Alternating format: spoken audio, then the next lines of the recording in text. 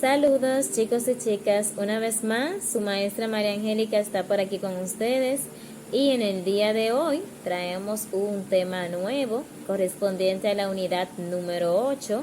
Es nada más y nada menos que el cuento policíaco y detectivesco. Yo sé que a ustedes les va a gustar, vamos a tratarlo de una manera más divertida, más dinámica y bueno, vamos adelante para ver qué tenemos hoy respecto de este tema.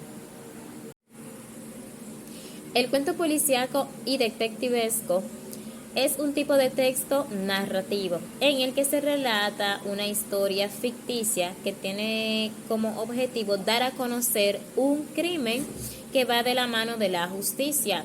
Siempre va de la mano de la justicia porque terminan involucrados policías y detectives o un detective, dependiendo de cómo esté estructurado el cuento o de lo que el autor desea comunicar.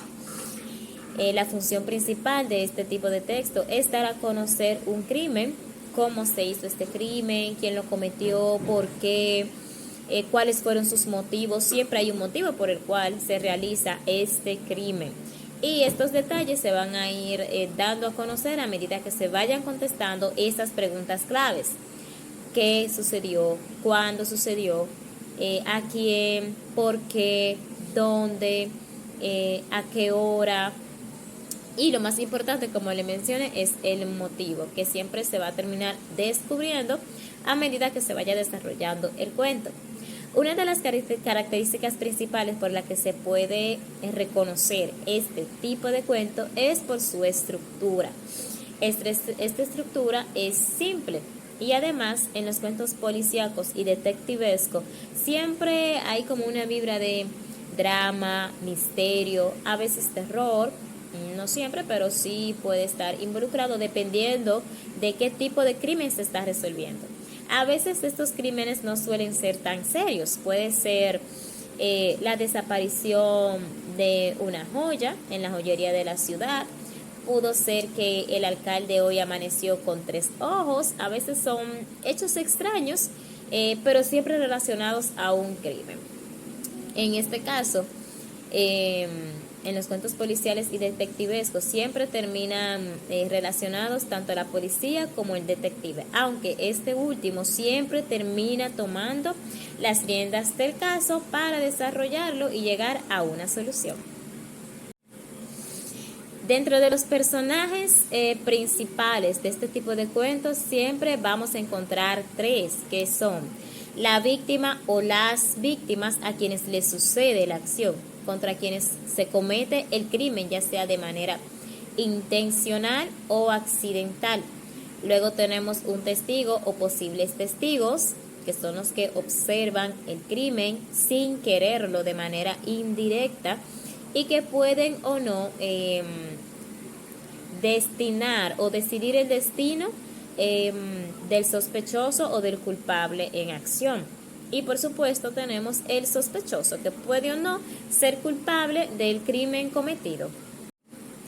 Dentro de este tipo de cuento también hay 4 elementos principales que te indican de qué se trata este cuento y que tienen que relacionarse uno con otro para dar con la solución y responder la pregunta que hacíamos al principio sobre quién, cuándo, dónde y cómo sucedió este hecho.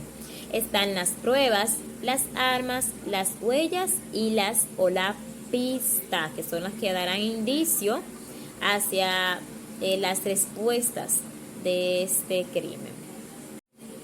Como les mencionaba al principio, la estructura de este cuento es muy simple porque básicamente se parece a las demás. Está compuesta de 4 pasos, que es el inicio, donde se dan a conocer breves detalles del crimen, se introduce el crimen, se da a conocer dónde sucedió, a quién le sucedió. Por ejemplo, en la tarde del lunes en el parque de la avenida San Martín, se escucharon varios disparos mientras los niños jugaban o los padres andaban, y ahí se va desarrollando la acción del crimen, lo que se conoce en primer lugar, que es de lo que se puede hablar hasta que se dé con las pistas, las huellas, las armas y los posibles sospechosos y el culpable.